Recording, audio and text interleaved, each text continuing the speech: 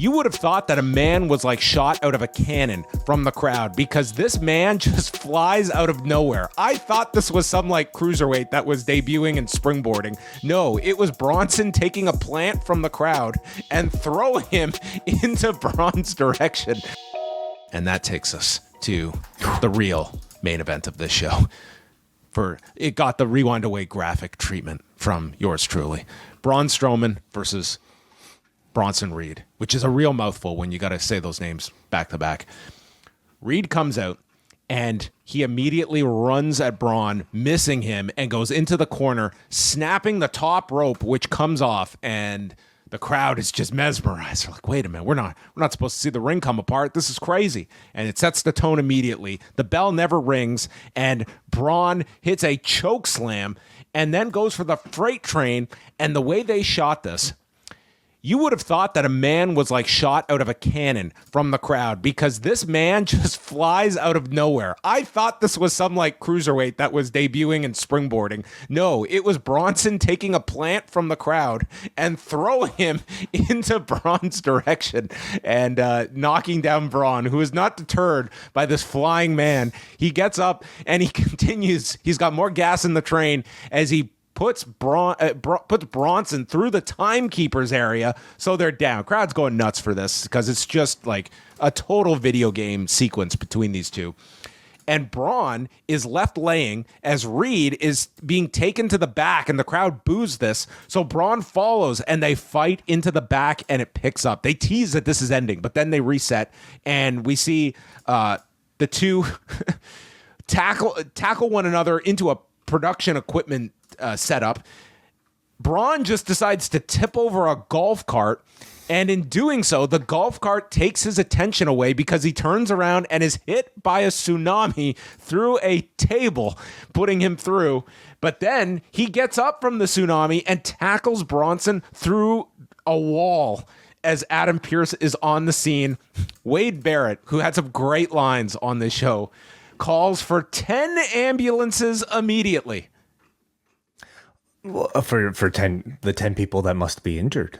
How many people were injured in all of this? Well, they were walking through a lot of people and tossing a lot of people around. I don't know if any of them needed ambulances. But that's not for you to determine. That's for the physicians. I think we had two bodies here, but it was just total chaos. I love this. I thought this was great. Amazing, and I'm fine with just prolong this program. I mean, I like everyone want them to get to this Braun Miz match, but I could deal with this for several more weeks. Yeah, sure.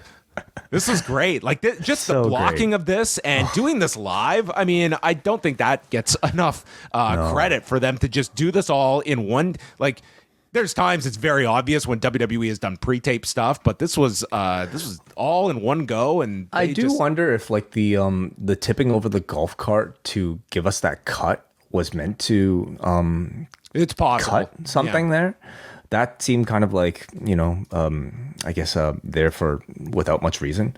But I don't care. Like, like the fact that it was seamless in execution. I thought all of this was just excellent. They keep all of this with like the plant ringside and then into the timekeepers thing. Like, it was all just seamless. And then it was like they slowly teased like the segment was over, and then they do the backstage stuff. So this worked really, really well. It's thrilling, yeah. Brock Lesnar segments typically have this sort of like chaotic, unpredictable type of feeling. And now you can almost say that they've perfected it, using these two monsters.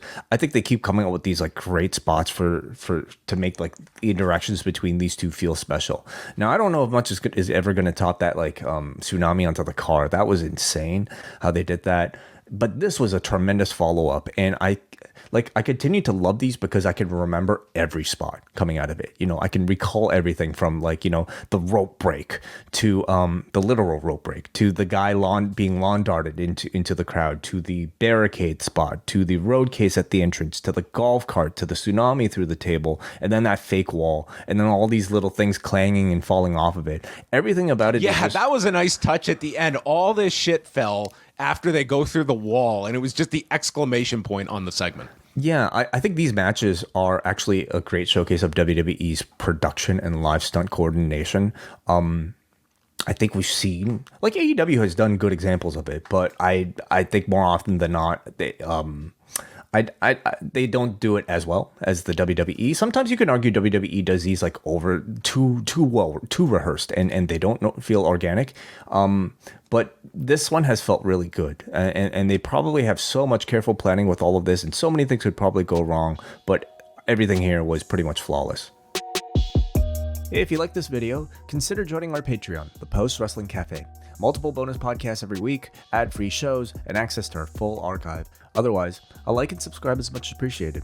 Thank you for watching.